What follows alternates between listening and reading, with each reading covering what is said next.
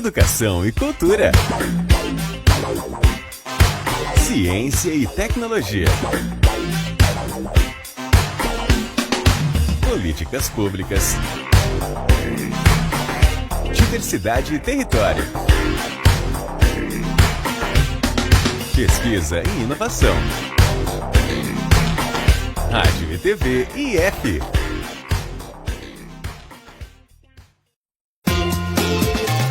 Apresentação, Professor Rodney. Alô você, seja bem-vindo mais uma vez, seja bem-vinda mais uma vez ao nosso canal IF TV e Rádio. Então, estamos aqui diretamente de São João de Meriti, do Instituto Federal do Rio de Janeiro, campus São João de Meriti, e aqui com convidados muito especiais, num dia muito especial. Tivemos duas atividades, uma dentro dos 21 dias de combate ao racismo e uma outra da inauguração do busto do marinheiro João Cândido. Então, temos aqui convidados muito especiais. Queria agradecer aqui a presença, apresentar nosso primeiro convidado, seu Candinho, filho do marinheiro João Cândido, nosso eterno ministro Eloy, e nosso estudante aqui, o Marcos. Então, eu vou começar com o Marcos.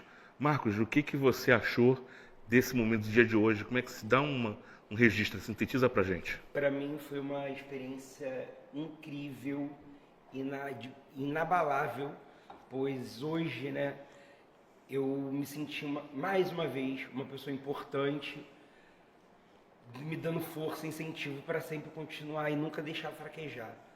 Pois o legado de João Cândido, a história dele foi uma história maravilhosa e está servindo de exemplo hoje para me dar mais motivação, para mim continuar seguindo o caminho que eu estou seguindo, trilhar o caminho que eu quero seguir e sempre nunca desistir. E não deixar nada e nem ninguém acabar e nem destruir meus sonhos. Porque a vida é uma só e ela é passageira. Então, antes de eu ir, eu quero deixar o meu legado também. Como negro e, como eu disse, negro, homossexual, candomblessista. Então, hoje, a minha força de lutar pelas minhas causas através da história de João Cândido, para mim, está sendo muito gratificante. Perfeito, muito obrigado, parabéns. Eloy, dá pra gente como é que você está se sentindo, qual foi o resumo de hoje, quais são os destaques que você pode apresentar para a nossa audiência? Eu acho que esse dia de hoje, dia 13 de março, ele acaba por ingressar no calendário de atividades, eu diria assim, de festividades, de comemorações muito imprescindível para o mês de março. 8 de março, o Dia Internacional da Mulher. 21 de março, o Dia Internacional para a Eliminação da Discriminação Racial, em alusão, em homenagem à resolução da ONU contra a ofensa racista no tempo do Apartheid na África do Sul, e que inspirou também até a criação do Museu do Apartheid, que é um equipamento de memória, que dá a continuidade, faz o fio condutor para o povo da África do Sul e para o povo do mundo, da importância de se combater o racismo.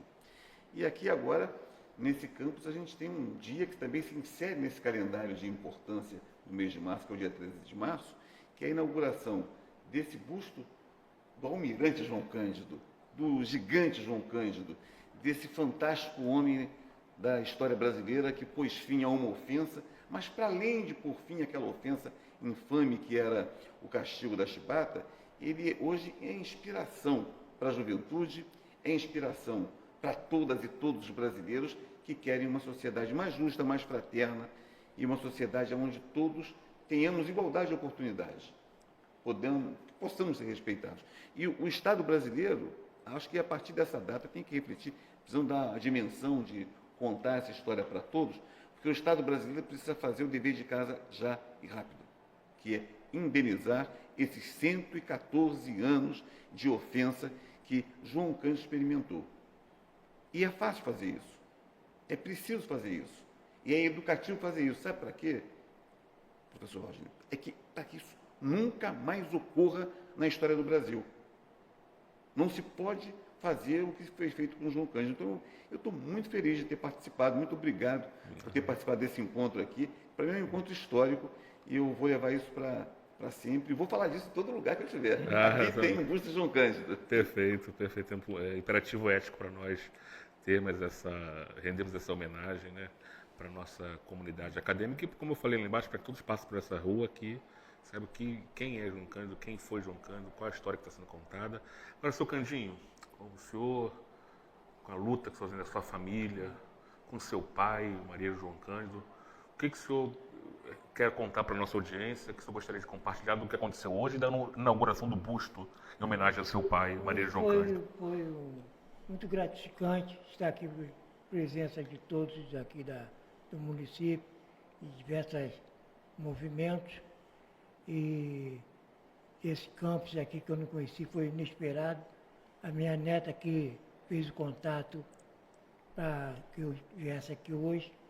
Então, chegando aqui, além de ter essa reunião, ainda tivemos a inauguração do busto nesse campus aqui em São João,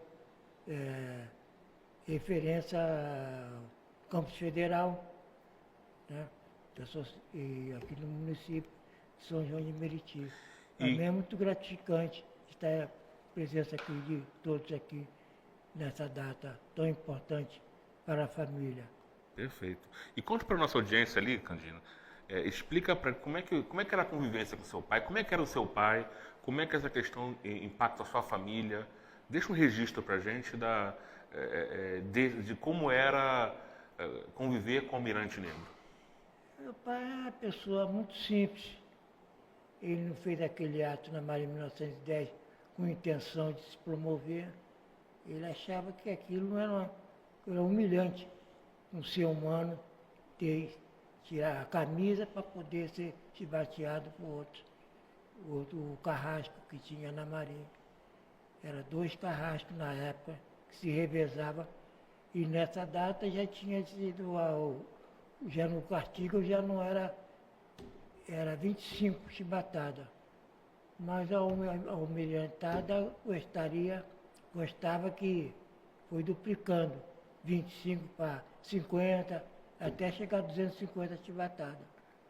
Foi quando os marinheiros não aguentaram mais a humilhação, deram um basta, assumiram o comando do navio e apontaram o canhão para os catejos, exigindo que acabasse definitivo com essa humilhante.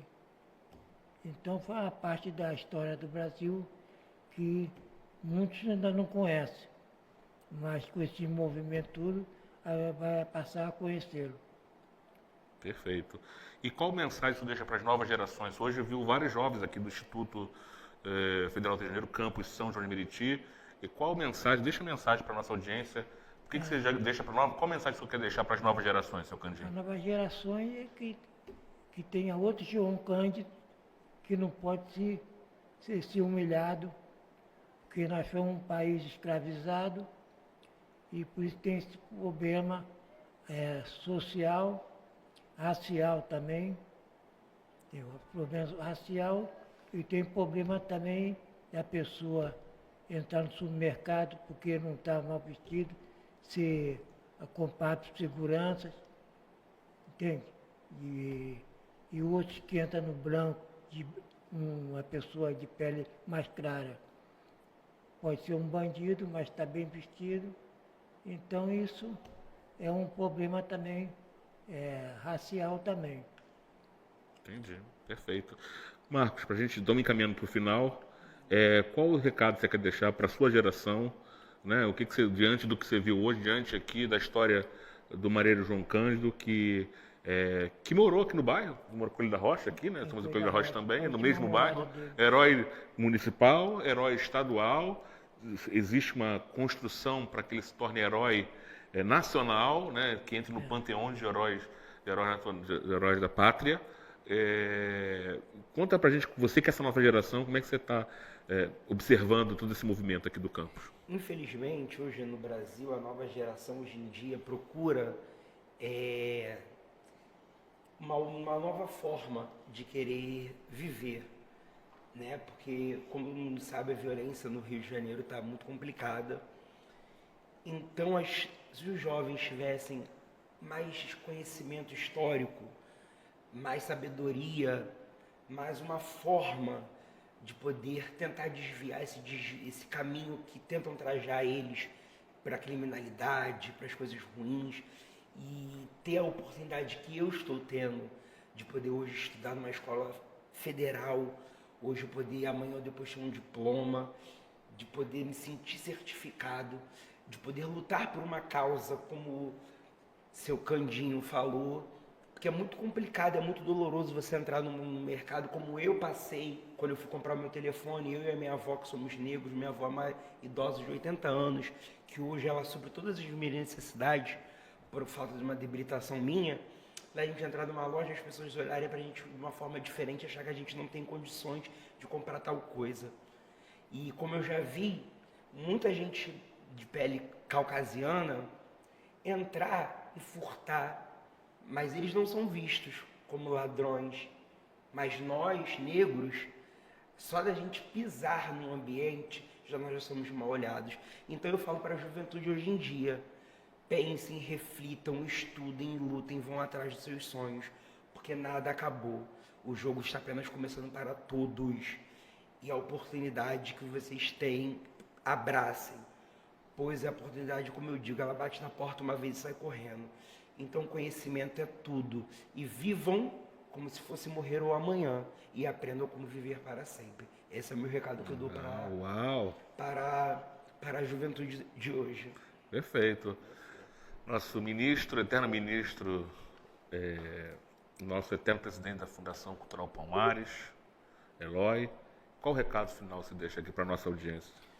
Bem, o primeiro recado é que todos os centros de educação têm essa excelência aqui, numa direção comprometida. Eu achei isso muito bom, assim. E isso animar a juventude para ter essa vontade de sonhar, de se desafiar, discutir filosofia, discutir educação, discutir ciência, sobretudo ciência. Não tem bicho embaixo da cama, não tem coelhinho que traz ovo do quintal, tampouco Papai Noel vai te trazer um presente. Então é preciso a ciência encontrar as respostas. Acho que a ciência se desperta, se descobre no Centro de Educação de Excelência, como esse daqui, que tem essa expressão de ter a oportunidade de ter uma direção que eu acho que eu tenho que resgatar a direção, não é porque estou na sua presença, mas eu fico muito orgulhoso de ver uma direção que tem um compromisso com a educação, tem um compromisso com a memória e que faz esse trabalho tão bonito de trazer para todos a conhecerem a importância do Almirante João Cândido, que nós haveremos de conseguir essa reparação imprescindível e conseguir nos dizeres de Nelson Cavaquinho. Aqui, agora, não pode ser para amanhã, tem que ser agora. Muito obrigado pelo gentil convite de estar aqui nesse podcast.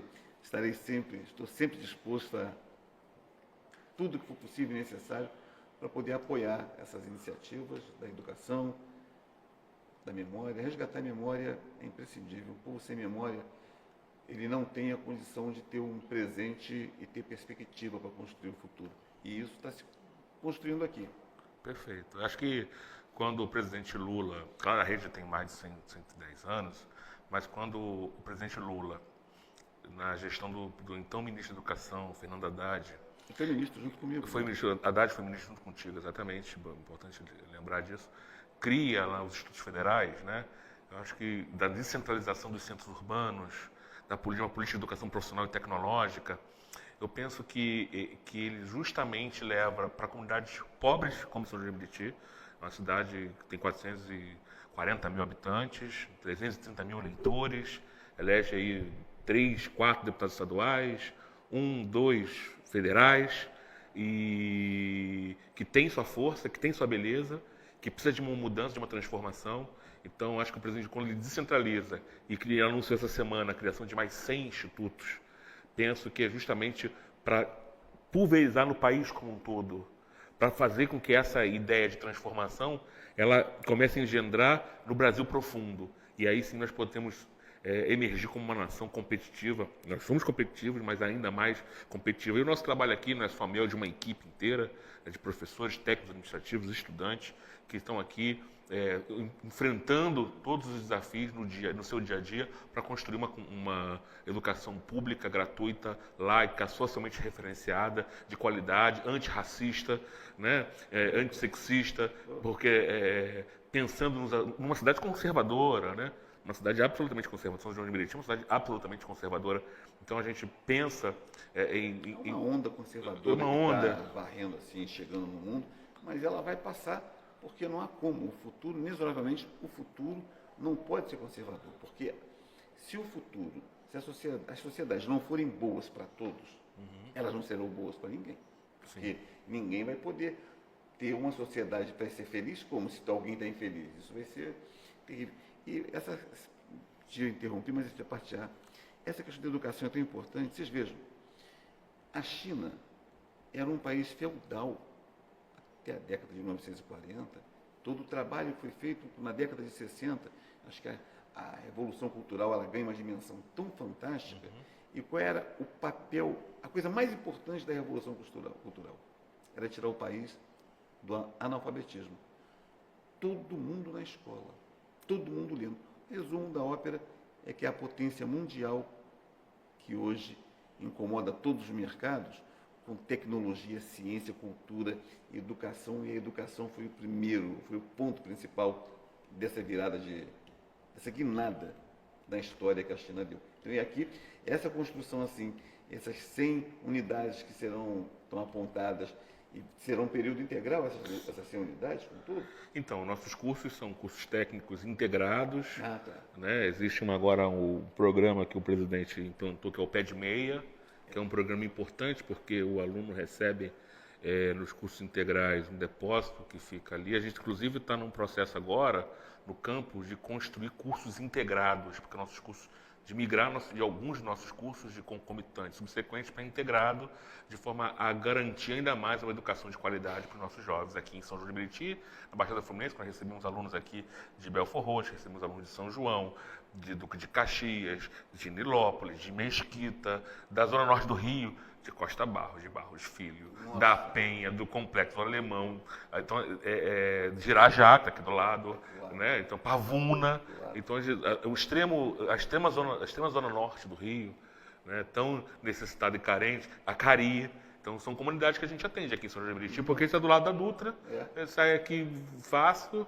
Então, realmente da Maré, aqui estudando com a gente.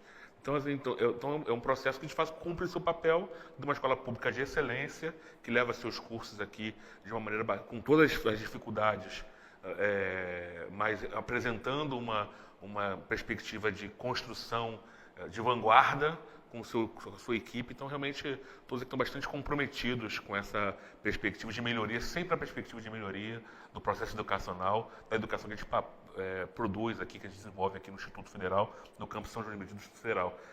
Por fim, seu Candinho, você quer deixar algum recado para finalizar?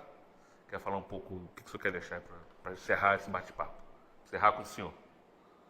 Eu quero deixar um recado que o Instituto de continuidade aqui é um papel muito importante que vem se desenvolvendo através do nosso companheiro aqui, que o município sempre levante essa parte de cultura. Porque sem cultura, ninguém vai à frente. Entende? A cultura sempre foi essencial em qualquer país. Perfeito. Muito obrigado. Então, terminamos esse primeiro bloco e já nós vamos para o nosso segundo bloco. Obrigado, pessoal.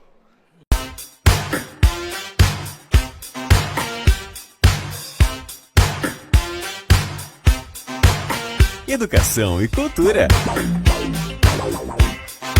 Ciência e tecnologia. Políticas públicas. Diversidade e território. Pesquisa e inovação. Rádio e TV IF. Olá você, seja muito bem-vindo, bem-vinda nesse nosso momento, nesse segundo bloco aqui desse nosso programa hoje super especial. E eu tenho aqui duas convidadas super especiais, demais do nosso convidado do bloco anterior, Elizabeth Nascimento, escritora, que vai estar aqui dando uma palavrinha para a gente de como foi todo esse dia de hoje, quais foram as expectativas, o que você encontrou aqui, o que te surpreendeu. Compartilhe com a nossa audiência, Beth, por favor. Olá, bom dia, boa tarde, boa noite. Já que se trata de um podcast, eu sou Elizabeth Nascimento, moradora de São João de Meriti, professora do IFRJ, credenciada no curso de Práticas de Letramento. Estou muito feliz, Rodney, pela oportunidade de fala e de escuta da juventude negra, né?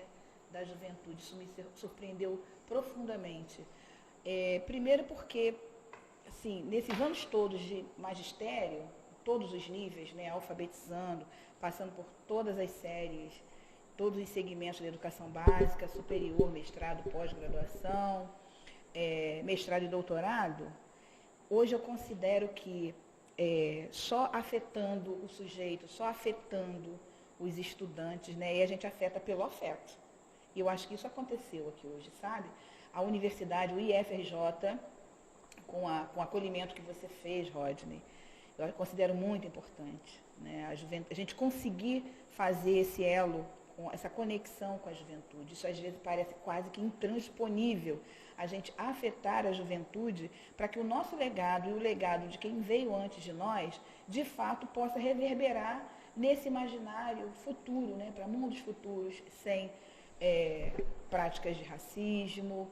Então, quando eu percebo que uma atividade dentro da Agenda ONU dos 21 dias de combate ao racismo foi um sucesso porque a gente quebrou hierarquias. A universidade foi às ruas, acolheu os movimentos sociais, com os quais fez escuta, troca de conhecimento e de saberes, de novo quebrando essa coisa da hierarquização.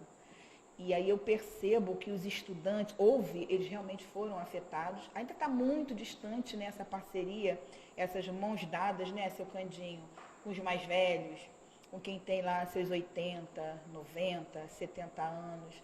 Gente que já estava lutando contra o racismo em 1950, com fezinha, né, Leila?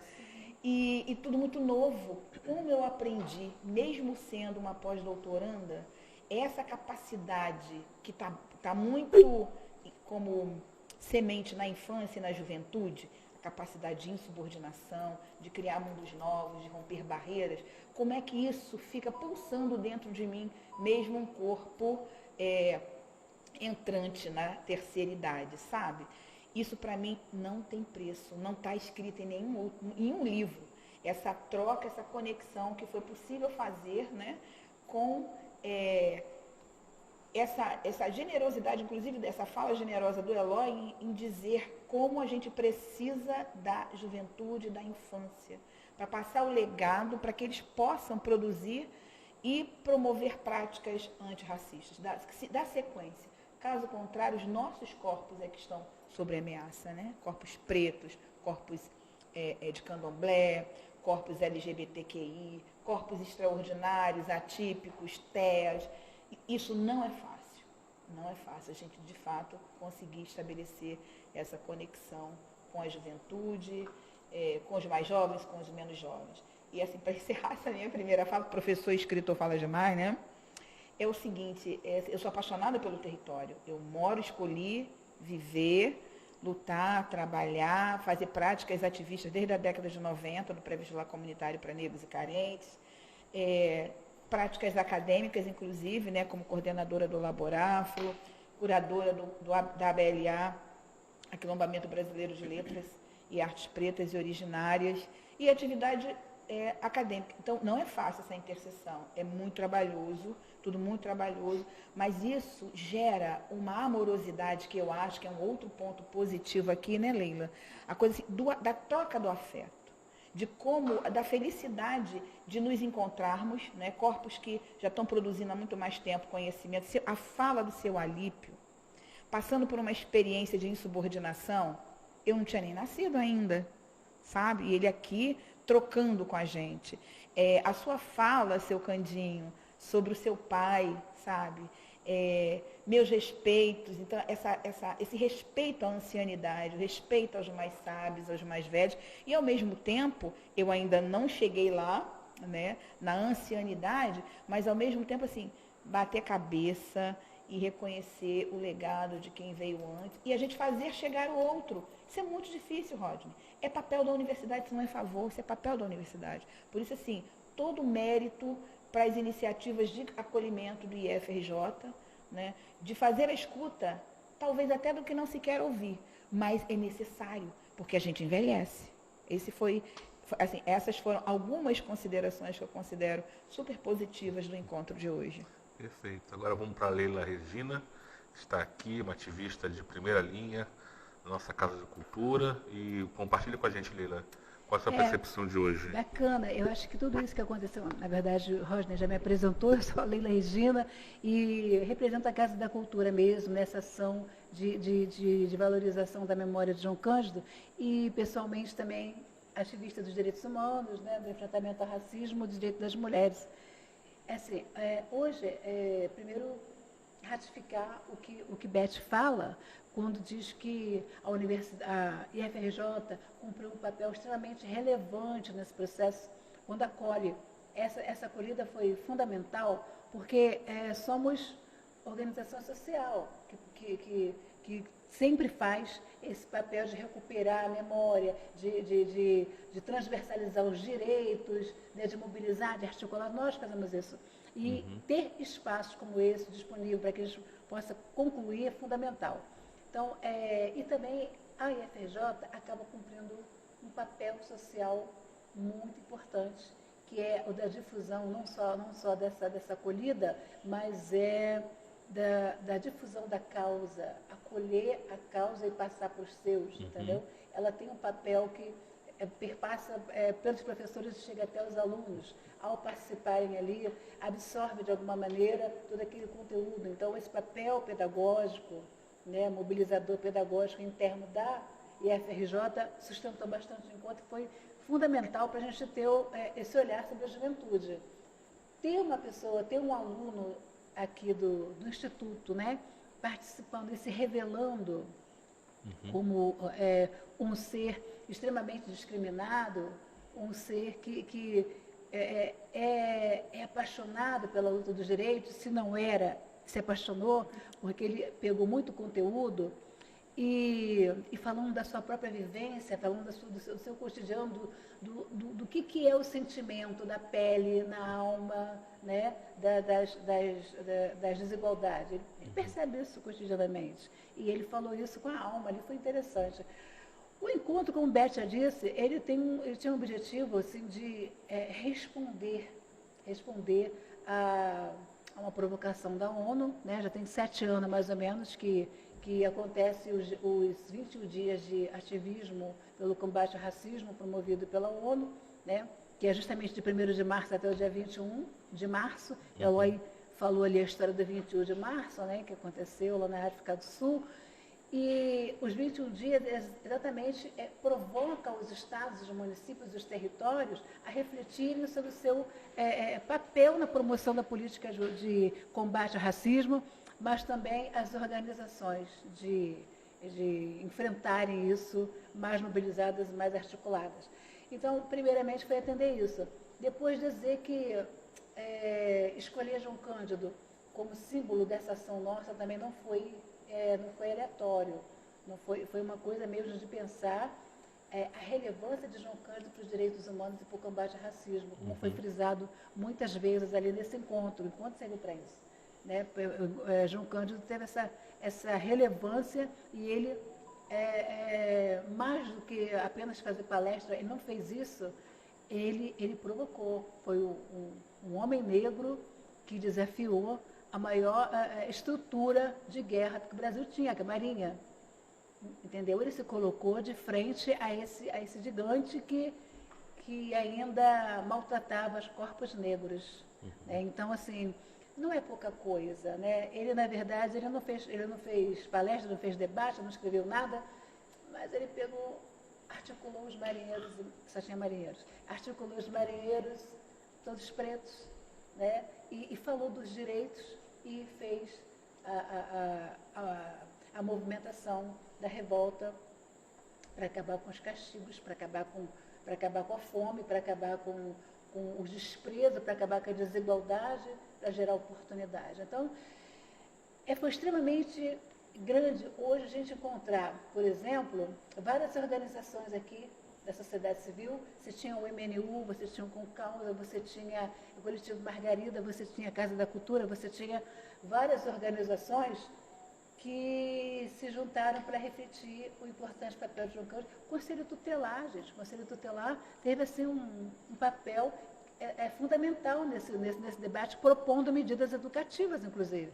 Então, assim, Beth, eu fiquei muito satisfeita com o resultado, sabe? A gente não esperava tanto, na verdade. Fazer uma atividade com a expectativa que nós tínhamos, mas olhando para a nossa estrutura, assim, a nossa expectativa vai dar ruim.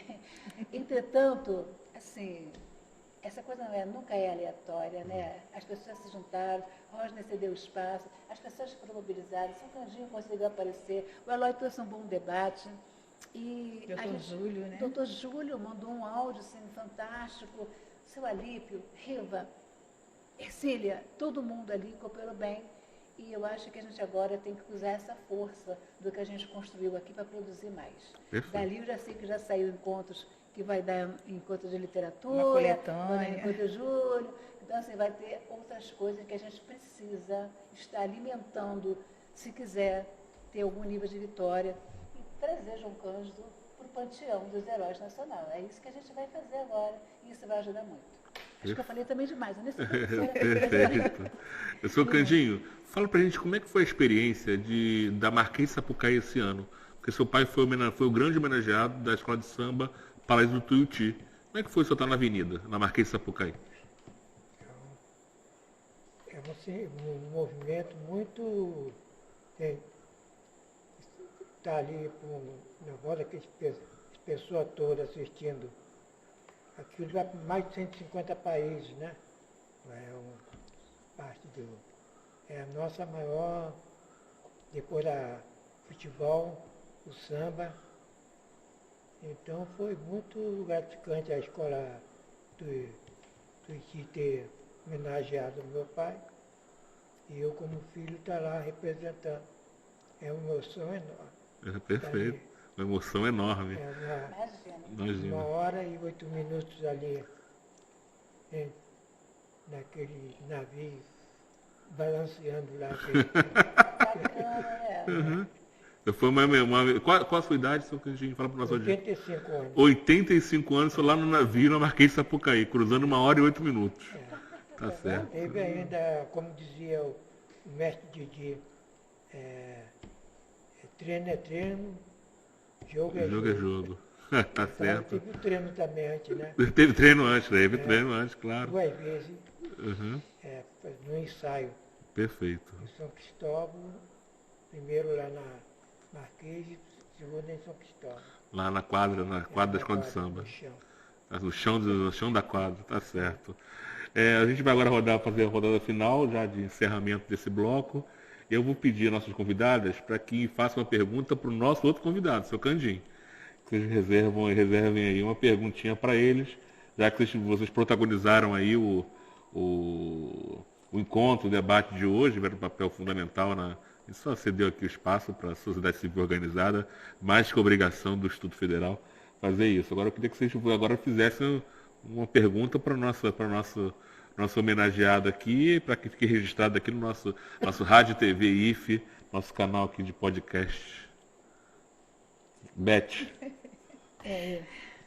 Bem, eu fui pega de surpresa, mas se você me permite, Rosner, eu gostaria de fazer uma pergunta em cima de um presente, seu Candinho, que o senhor vai receber em prol da reparação do seu filho, sabe? Eu acho que o senhor já teve a oportunidade de ouvir de vários lugares, de várias pessoas, de várias instituições, a importância do legado do seu pai para o Brasil e para o mundo. Por isso que eu mencionei da possibilidade de participarmos do fórum de Genebra, né, que tem um segmento online, a gente produzir alguma coisa, porque é preciso que se faça conhecer a luta de João Cândido, a sua luta, Zelândia Cândido e tantos outros e outros protagonistas, né? Eu fiz, aqui dentro de São João, o presente é esse, né? Um projeto chamado Flinfâncias, Festa Literária das Infâncias, Hereis Curumins Extraordinários. São PCDs, atípicos, neurodivergentes, crianças com transtorno de espectro autista. Então, eu queria saber, ao término dessa minha fala, assim, qual a importância que o senhor vê de todo o seu legado, toda a sua luta, também como filho do herói nacional, para que a gente consiga chegar à sua bisneta, à sua neta, né? O legado de seu pai. E a minha humilde contribuição, não é inteiro, esse poeminha aqui, é uma letra de uma música que eu fiz, chamada Olá Almirante, que é o seguinte: Jornada do Herói Negro. Olá Almirante, nossa missão é uma jornada contra a escravidão.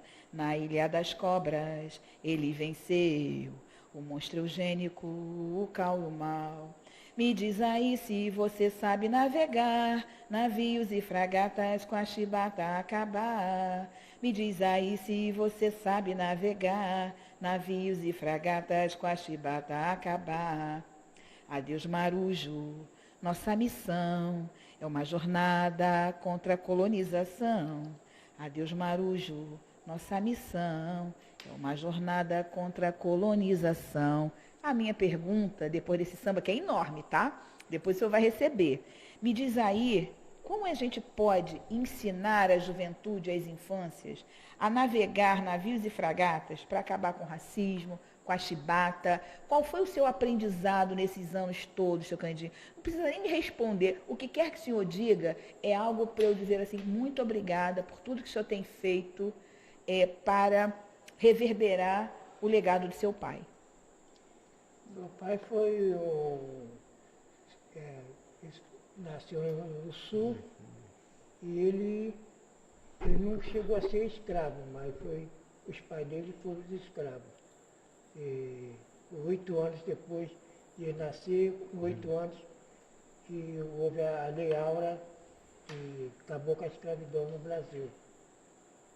Mas aí ele tinha aquele desejo de servir a nação e, através do almirante Alexandrino, que o pai dele tinha muita amizade, encaminhou ele para a escola de aprendiz de marinheiro em Porto Alegre. Depois, passando anos, ele foi transferido para o Rio de Janeiro, quando era Estado da Guanabara. E quando chegou lá, ele viu que não era coisa diferente. A escravidão não tinha terminado. Continuava ainda na marinha. E ele nunca foi um marinheiro que convém levar a chibatada. Mas não admitia que o colega dele, qualquer falta simples, ia para o convés e tinham 2 chibatadores que preparavam a chibata molhada com linha. E quando a pessoa chegou a desmaiar, 250 chibatadas no último. Aí ele falou, chega, mas já tinha a preparação, um movimento de conspiração aqui no Baía de Guanabara, no Rio de Janeiro. E já tinha ali na Lara, perto da Polícia Central, na Praça Mauá, mas não chegou ainda, não tinha chegado o momento propício. Quando ele foi para a Inglaterra, ele teve convivência com a marujada inglesa e com o sindicalista. Ele já veio com outra ideia. Agora vamos terminar. Houve um desfile militar em setembro, e houve temporal, aí foi adiado, mas uma semana estava a posse do Marechal Hermes da Fonseca, que é sobrinho do Deodoro da Fonseca, que fez na Praça da República, a Federativa, 15 de novembro. Então ele, com os companheiros, quando um marinheiro bebeu umas cachaçinhas, chegou no convés, foi querer meter a navalha, a faca no companheiro lá, aí prenderam eles, o castigo foi 250 chibatadas. Aí o marinheiro falou, não podemos mais, chega, vamos dar um basta nisso. Assumiram o comando do navio, cada um tinha o seu posto ali comandando, e ele ficou no Minas Gerais, é o navio principal, e dali exigiu do governo, mas o governo não tinha força naval para combater. Aí o marinheiro mandaram a mensagem através do Telex, naquela época era tudo no Palácio do Catete, e o comandante, e aí o Pinheiro Machado, Caudilho Pinheiro Machado, tinha um deputado, José Carlos Carvalho, foi o emissário para confabular com o marinheiro, para saber o que o marinheiro está necessitando. Aí foi recebido no navio, limpo, as bebidas foram tudo jogado no mar, para não dizer que aquele foi um ato bebedeiro, os cofres tudo embalado ali. Aí chegou lá e deu um depoimento de como encontrou o navio, que o marinheiro necessitava. E o senador, que era o Barbosa, foi o que chegou no plenário e fez a explanação dele, dizendo, ou vocês querem que a cidade seja bombardeada, ou o governo teve que ceder a anistia sob pressão. Mas depois houve aquele movimento que os marinheiros não participaram, o navio já está sem poder de fogo, os obuses.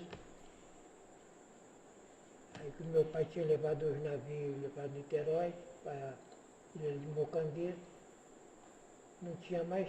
Quando ele voltou a Passaquisa, aí começou o martírio dele.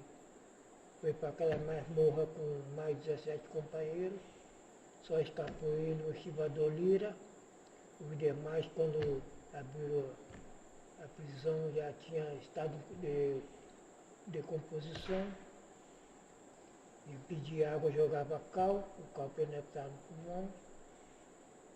Não satisfeito, caminharam para o Juliano Moreira. Mas chegando lá, quem foi receber o próprio diretor, tinha o mesmo nome, o Juliano Moreira.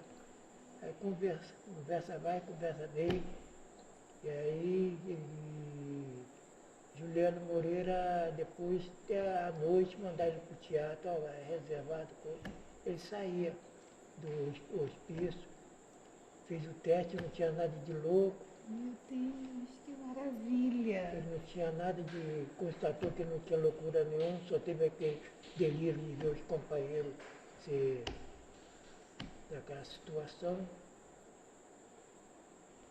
Aí ele serviu a Marinha com 14 anos, começou com 14 anos e foi até 32 anos.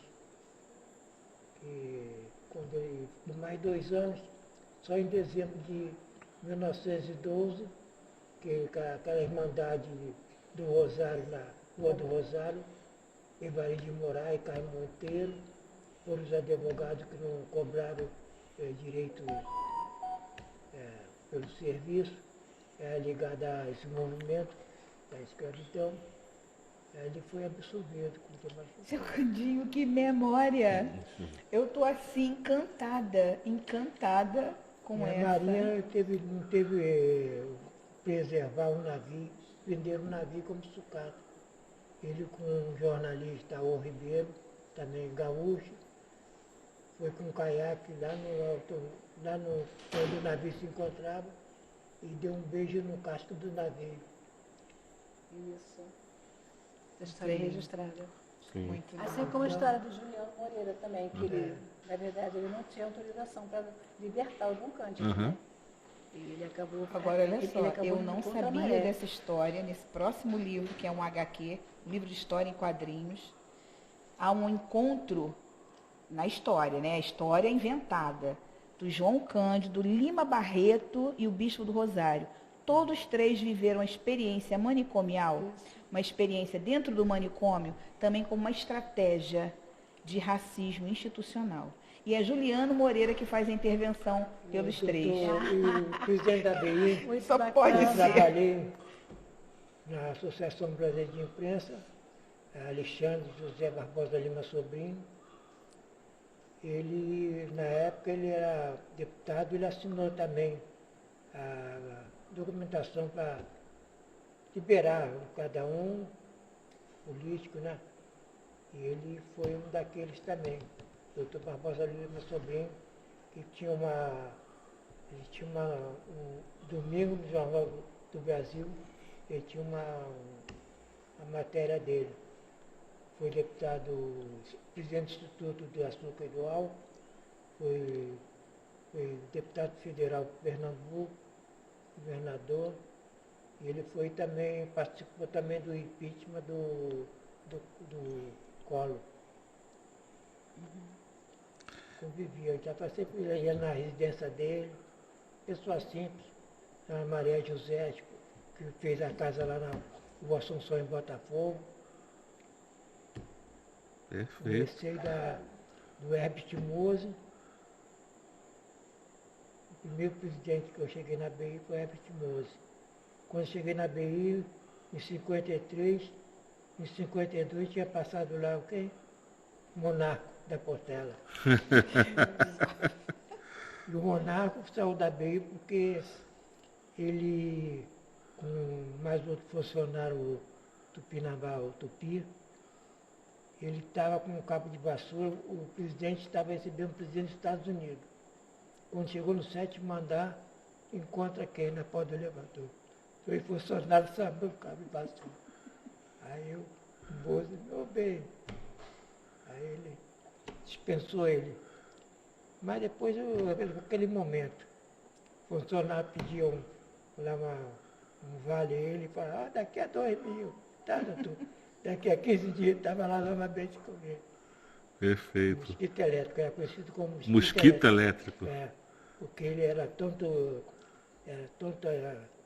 dia. Doutor Moço, tem um almoço, foi. Era diretor tesoureiro do grupo, era da Souza Cruz, até Janete, tinha essa atividade. Primeiro a entrevista que viesse de outros países no Brasil era lá na BI.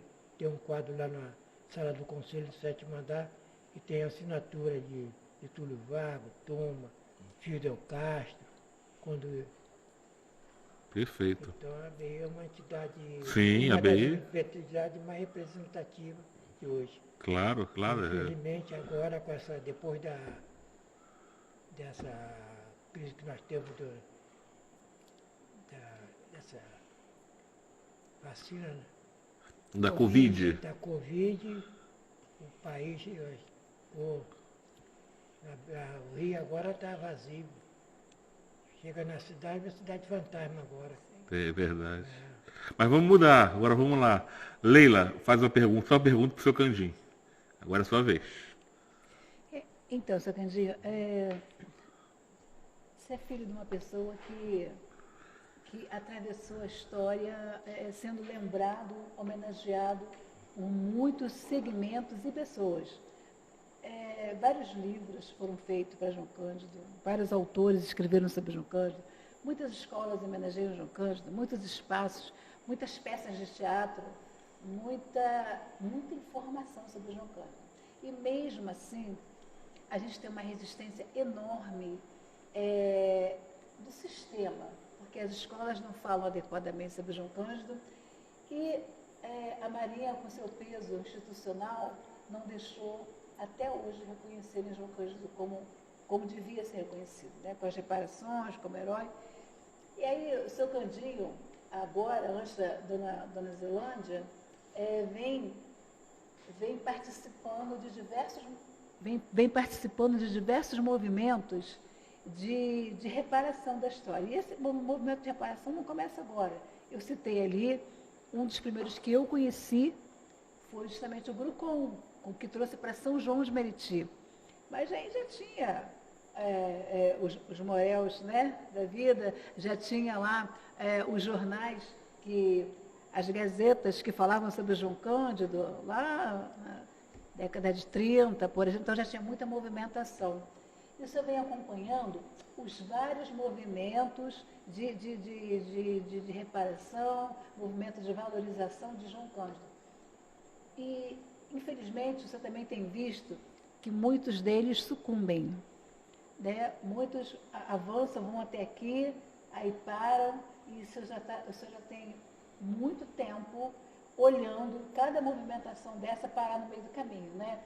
O museu é uma dessas situações. Eu me lembro do seu Candinho falar que está, aliás, ele gravou vídeos dizendo que está extremamente desanimado com o processo da reparação no município, assim como o processo de valorização que agora ganhou outro fôlego. Mas eu tenho acompanhado a dificuldade que é para reparar direitos humanos no país. No país. O João Cândido é um desses exemplos. Né? Tudo que ele fez merecia inúmeras reparações e valorizações. Entretanto, tenho atravessado muitos problemas para conseguir minimamente colocar no livro de heróis. Mínimo, não paga nada por isso. Na verdade, isso tem até... quando se coloca no livro do herói, evidentemente tem toda uma consequência disso depois, né? Que são outros reconhecimentos registrados. E também a reparação financeira, a devida valorização, e não é só escritos da Marinha, por exemplo, contra João Cândido, enfim. Como é que o senhor percebe essa trajetória triste de negação do Estado com relação ao teu pai? Porque quando houve a revolta, houve guerra, guerra. Morre pequeno, grande em confronto. Houve confronto entre oficiais e marinheiros. Então, além de ser uma humilhação para o governo, uma semana da posse dele, como ele trouxe todos os convidados de outros países, e então houve também o combate de marinheiro dos oficiais. Sim. E marinheiro mesmo, não tiveram aquela capacidade de afrontar o governo acabando com aquele castigo, que o último, depois de 13 de maio, foi em 1910, esse movimento que acabou, que a Marinha teve de... Hoje não. Hoje a Marinha não tem mais isso, graças aos companheiros, meu pai, né, ele só, os demais companheiros tiveram naquele que houve. Então, a Marinha não aceita aquilo. Acho que os oficiais já não estão mais aqui, mas a família, os que entraram, ainda tem aquele ranço, guarda aquele ranço de achar que um marinheiro não tivesse capacidade para levantar um movimento tão bonito para a sociedade. Perfeito. E acho também que, assim, independente desse sentimento dessa instituição, independente do sentimento da direita como um todo, porque tem a lei, né, que solicita que ele seja herói, e, infelizmente, a Marinha se senta sobre aquela lei e ela não avança. É o que tem acontecido desde que ela foi colocada. Mas infelizmente, para eles, também tem todo esse apelo, a exemplo do que foi feito aqui hoje. Aqui foi uma atividade até menor, mas tem muitas movimentações que não são só atividades, mas são processos, são tramitações de coisas que estão acontecendo para tornar isso realidade, né? Então, graças a Deus para nós, né, infelizmente para eles, a gente tem a possibilidade de reverter, especialmente nesse governo, a possibilidade de reverter esse processo, né? Então, Hoje eu falei de novo com um dos deputados, um que fez a lei, a lei em 2018, o Lindbergh, e ele falou assim, olha, conta comigo porque eu vou colocar essa votação no plenário. A gente tem que contar, tem que lembrar, tem que correr atrás, tem que chamar... agora do Congresso, né? Isso. Porque o Congresso que vai encaminhar... Está na Comissão de Câmara e Justiça. Então, assim, ele tem que trazer, tem que tirar, tem que desarquivar, foi para o arquivamento, tem que desarquivar, colocar em votação na Câmara, o Congresso aprova e a gente espera que seja muito fácil. Mas o Eloy hoje falou de uma... quantos nós somos lá, né? E a responsabilidade na hora do nosso voto, né? O seu Candinho tem uma análise assim, muito interessante, que eu complementaria, né? Daria uma opinião, complementando que quantos heróis negros já vêm sendo reconhecidos, né? Como o Abdias Nascimento, Sim. com um diferencial. Reconhecer Abdias não implica, por exemplo, uma instituição do Estado brasileiro, como a Marinha, e reconhecer o seu desserviço. Né? Reconhecer não é o protagonismo apenas que está em jogo de João Cândido, que acabou com os resquícios, com a escravização em 1910, mesmo já tendo tido uma lei áurea. Eu até brinco, né? Brinco não, eu faço uma provocação num dos meus livros. A lei é áurea, mas o ouro foi para quem? É para quem? Então, assim, reconhecer João Cândido implica em reconhecer o seu protagonismo, o protagonismo da Marinha de Guerra na procrastinação, reconhecer a abolição da escravatura. Né? A humanização do povo negro, em ter políticas públicas para o povo negro e continuar açoitando. Então, não é só reconhecer o protagonismo dele, reconhecer o heroísmo de João Cândido, implica em reconhecer o papel nefasto, o crime de lesa humanidade. Simples assim. É crime de lesa humanidade que a Marinha cometeu.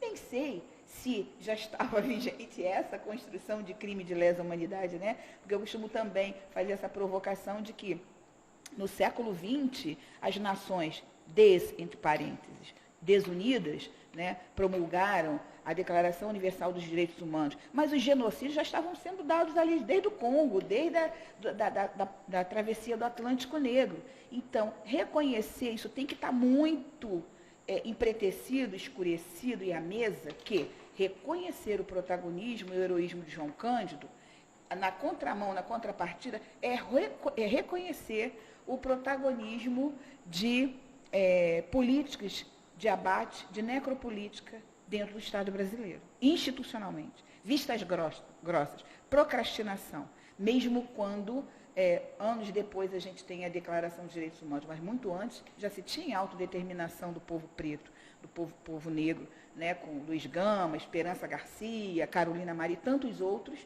assim como João Cândido. Mas João Cândido parece aquilo assim que não desce, porque é o Estado brasileiro ter que reconhecer que a sua marinha de guerra cometia crime de lesa humanidade. Né? É uma percepção assim, constrangedora, inclusive, porque a gente faz parte e a gente tem o nosso imaginário muito contaminado por essa ideia de corpo desqualificado, de corpo de menor valor, de políticas de abate. Quando a gente pensa no território São João de Meriti, como é que as políticas de abate sobre os nossos corpos e do abate, né, do nosso imaginário, porque a gente ameaça a tal história única, né, o risco da história única. A história única é essa dada pelo Estado brasileiro, e não é.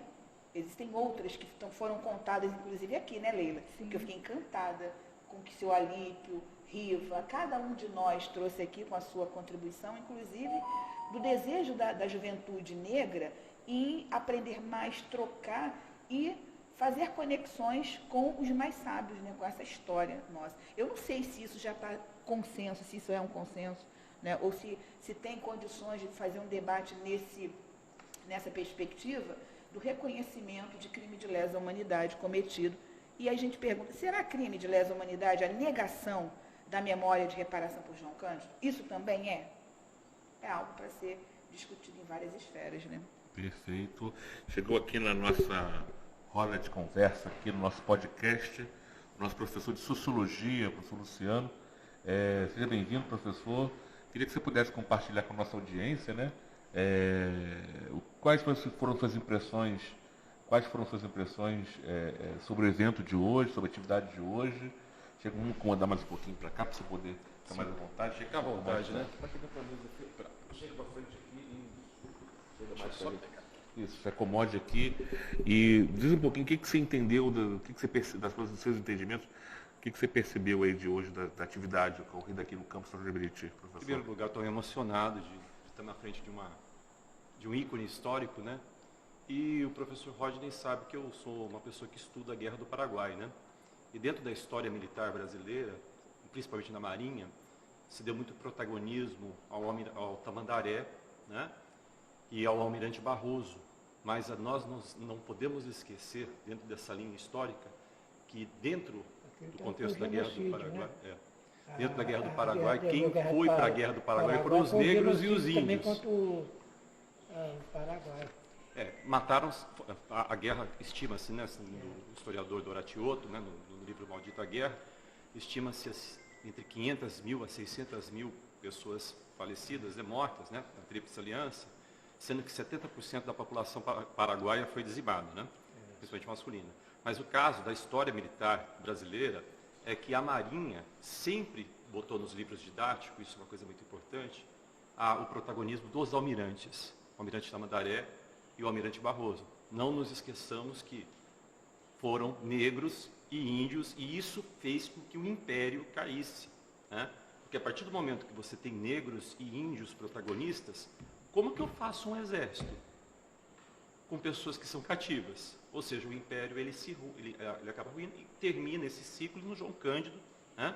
Com a revolta da Chibata, que foi justamente a virada da história militar brasileira, e uma coisa que precisa ser pesquisada historiograficamente. Eu fico muito lisonjeado de estar na presença do senhor e agradeço ao diretor, porque o diretor tem sido uma pessoa assim fantástica aqui na instituição, nesse sentido de dar oportunidade desse protagonismo negro, né, desse resgate da negritude brasileira, e também citando aqui a decolonialidade, né, do Frantz Fanon, né, que é um autor muito problemático nessa questão da identidade negativa do negro, né? Ele fala em peles negras, máscaras brancas, né? Um livro muito importante para a gente citar para as pessoas. E, para terminar minha fala, a questão didática, né, diretor, foi fantástico, porque os alunos não têm referência de heróis e heroínas negras no Brasil aqui, principalmente na nossa região, né? Encerro a minha fala. Perfeito. Nesse bloco, professor, todos os presentes destinaram a pergunta para o seu Candinho. Por favor, faça a sua pergunta e a gente já vai caminhar para o encerramento. Seu Candinho, como que o senhor se sente com essa juventude que o senhor viu hoje na frente do senhor? Eu sinto que siga que o ensinamento do mais velho, que ele atenda, que siga essa parte, que estude, para que o Brasil possa sair desse caminho que nós nos encontramos ainda lutando por nossos direitos sociais. Perfeito. Então, muito obrigado a vocês que estão aqui com a gente, prestigiando nesse segundo episódio do nosso podcast aqui, da Rádio TV IF. É uma honra recebê-los aqui, né? Vou deixar aqui, antes de encerrar, para que você possa acessar em casa também o vídeo com a fala do Procurador da República, Júlio Araújo, que gentilmente também mandou uma fala para cá. Vocês vão ver aí na internet essa fala, de uma maneira de a gente ampliar esse discurso e prestigiar também o ponto de vista do nosso Procurador da República. Olá, eu sou Júlio Araújo, sou Procurador da República, da Procuradoria Regional do Direito do Cidadão. Quero dizer que é um prazer muito grande falar com vocês sobre João Cândido, sobre o seu legado, a importância desse herói brasileiro e o papel que o Ministério Público Federal vem tentando desempenhar na defesa da sua memória, do seu legado e principalmente na reparação ao povo negro e à sua família em razão das violências que João Cândido sofreu por parte do Estado brasileiro. Desde que eu cheguei a São João de Meriti, eu tenho me encantado com histórias, memórias, com mobilizações de muita gente que se dedica a valorizar a memória de João Cândido, né? De garantir o reconhecimento como herói nacional, com a inscrição no livro do Panteão dos Heróis da Pátria, mas também com medidas efetivas de reparação. Quando eu comecei a atuar nesse caso, era uma conjuntura muito difícil no Brasil. O ano era 2018, 2019, e mesmo assim nós conseguimos avançar bastante nessas medidas no campo da reparação simbólica para garantir o reconhecimento de João Cândido como herói estadual, no contexto do cinquentenário da sua morte, inclusive como herói municipal. Havia uma demanda histórica também relacionada a um museu, e que continua, que foi interrompida, e que nós acreditamos que merece ser valorizada, seja com o museu propriamente dito, no Morro do Embaixador, seja com a Casa de Memória João Cândido, pela qual nós agora, no ano de 2023, batalhamos juntamente com a sociedade civil, com Jorge Florencio, Letícia Florencio, Leila, Silvia Mendonça e tanta gente valiosa. Eu, particularmente, tenho me dedicado a um tema que eu considero central nos últimos tempos e que diz muito e que precisa ser colocado na ordem do dia, que é o fato, assim, a necessidade de que a anistia de João Cândido, que ocorreu uma vez em 1910 e ele foi traído, como diz foi traído pelo Palácio do Catete, como diz o samba do Paraíso do Tuiuti, e a anistia de 2008, que é uma anistia do ganhou, mas não levou, que reconhece a anistia de João Cândido e não gera repercussão. E é nesse espírito que nós estamos com um requerimento do seu Adalberto Cândido, do seu Candinho, para levar adiante, junto ao Ministério dos Direitos Humanos, a necessidade de uma anistia, de que isso seja analisado à luz da anistia, da lei da comissão de anistia, porque, embora João Cândido, os fatos tenham ocorrido antes de 1946, que é a data, o termo inicial da lei, a perseguição a João Cândido e a sua memória perduraram até a sua morte. E eu diria mais, perduraram até depois da sua morte, como vários episódios mostram até hoje. Eu diria que até essa perseguição, esse impedimento a que ele se constituiu como herói nacional, é uma forma de seguir perseguindo a sua memória. Então, nós temos nos dedicado muito aqui, fizemos um parecer no final do ano passado, estamos prestes a entregar esse outro parecer para mostrar a necessidade de que, uma vez por todas, o Estado brasileiro adote medidas concretas de reparação à família de João Cândido e à sua história, né? E com isso também queremos fazer que avance a discussão do projeto de herói nacional. Essas são as nossas bases, né? As nossas medidas mais concretas nesse momento que a gente espera que consiga adotar. Eu lamento não estar aí com vocês, infelizmente eu tenho outros compromissos, hoje eu tenho uma audiência, mas não poderia deixar de dar esse abraço, dar esse recado, me colocar à disposição e dizer que nosso compromisso aqui na PRDC é seguir nessa luta até o final, até a vitória. Muito obrigado. E é isso. Então, obrigado a você pela audiência, obrigado a você que está até agora aqui assistindo e até a próxima edição desse nosso programa, desse nosso podcast aqui da Rádio e TV IFE. Até a próxima.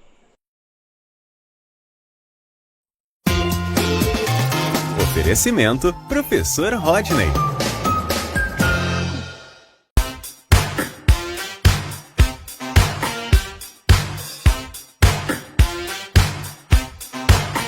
educação e cultura, ciência e tecnologia,